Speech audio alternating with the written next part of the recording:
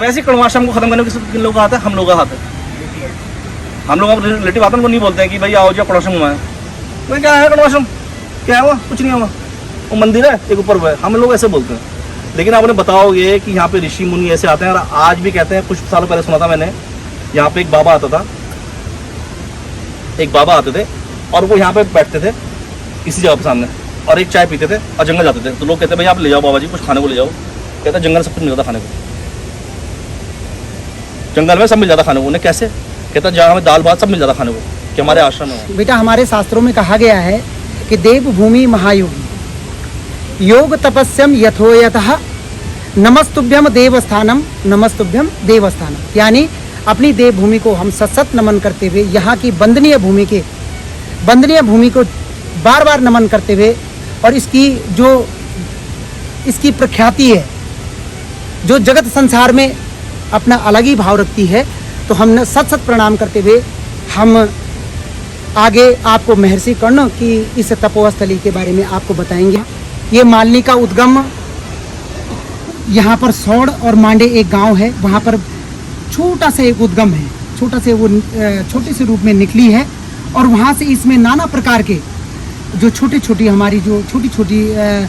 जो हमारे घर गांव की भाषा में गदेरे बोलते हैं, गाड़ बोलते हैं, गाड़ गदर, आप लोग धाराएं होती है, हिंदी में उसको धाराएं बोलेंगे, लेकिन हमारे गढ़वाली में बोलते हैं गाड़ और गदेर, है ना।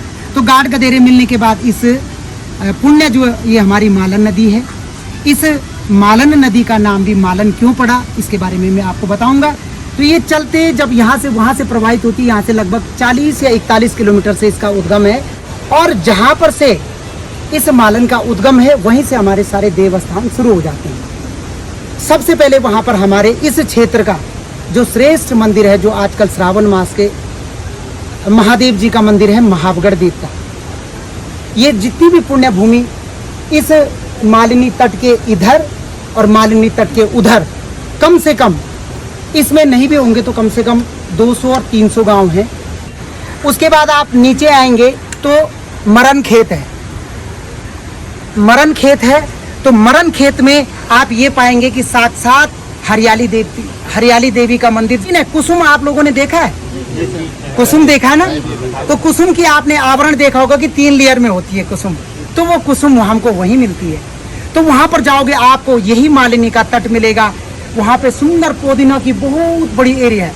तो वहाँ पर भी साक्षात भगवान माता का और भगवान विष्णु का वहाँ पर कहते हैं कि पूरा जो चौपाल है, प्रभु कभी आकर वहाँ पर विराजित। तो जिसके आगे महा जुड़ गया, तो उनकी कृपा से माँ गंगा ने उनको आकर एक अपनी स्वतरणी के रूप में एक माला का उद्गम किया, और उस माला को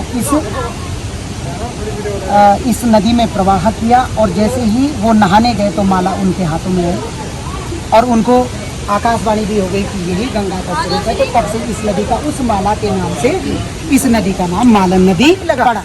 कोसों दूर से भी ये मेरी पदस्थली को प्रणाम कर देती थी, मेरे आने के मार्ग को, लेकिन इसने मुझे प्रणाम नहीं किया। उन्होंने श्राप दे दिया कि जा, तूने मेरा अपमान किया गुरु स्थान को होते हुए। जिस भाव, जिस विचारधारा में तू खोई है, जिसके ध्यान में खोई है, जिस प्रकार तू मुझे मेरे को भूल चुकी है, मेरे स्मरण को भूल चुकी है, उसी प्रकार वो तुझे भूल जाए। जब श्राप लगा, श्राप लगने के बाद जैसे ही आंखें खुली तो वो जाकर तुरंत जो है महर्षि दुर्वासा के चरणों में नतमस्तक हो गई।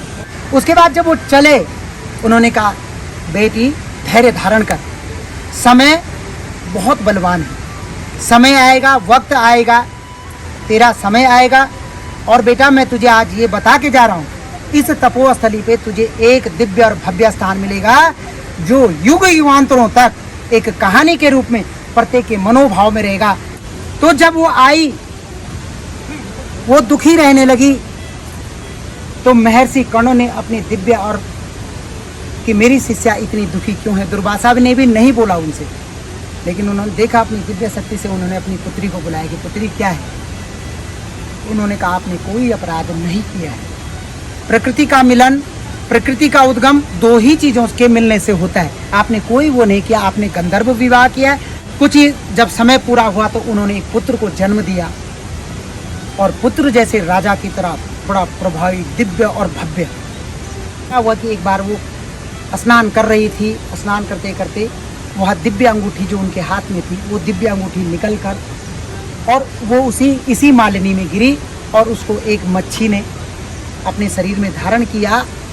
और वह मच्छी जो आगे जब गई तो गंतव्य के लिए वो तो नारायण का रूप था, तो साक्षात किस रूप में रही मन इस संसार में सबसे मिलिए धाय, ना जाने किस भेष में नारायण मिल जाए, है ना। कौन से रूप में नारायण मिल जाए, वो उसको जब लिया और मच्छी जब जाते जाते जाते जाते उस स्थान तक पहुंच गई, वहां मछुआरे ने उसको लिया। मछुआरे ने जब उसको लिया तो मछुआरे की राजकुमार ने उनको अपनी दिव्य मुद्रिका दे रखी थी, मैं बताना भूल गया। उसमें आशीर्वाद जब श्राप दिया तो श्राप पर उन्होंने कहा कि इसी मुद्रिका के माध्यम से तुझे तेरा पुनर्जीवन मिलेगा।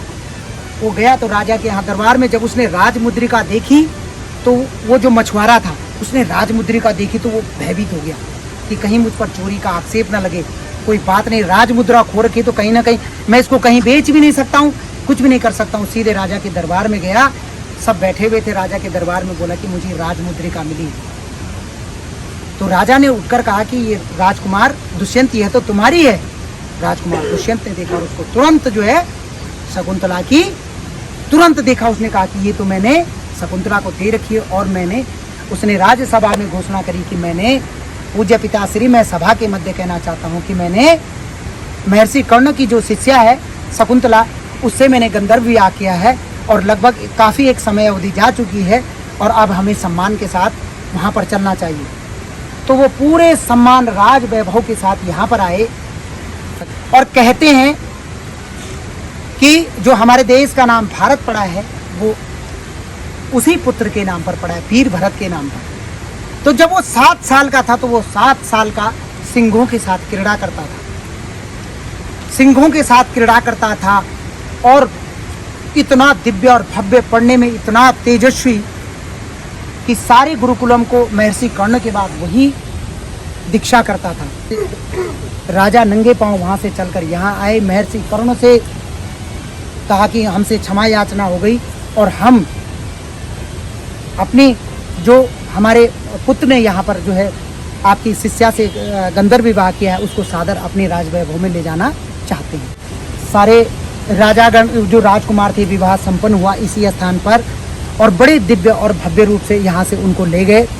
और कहते हैं कि चक्रवर्ती सम्राट राजा भरत, बहुत सारी चीज़ें ऐसी हैं कि अगर आप यहाँ से जाएंगे तो चरक संहिता में तो इसका पूरा उल्लेख है।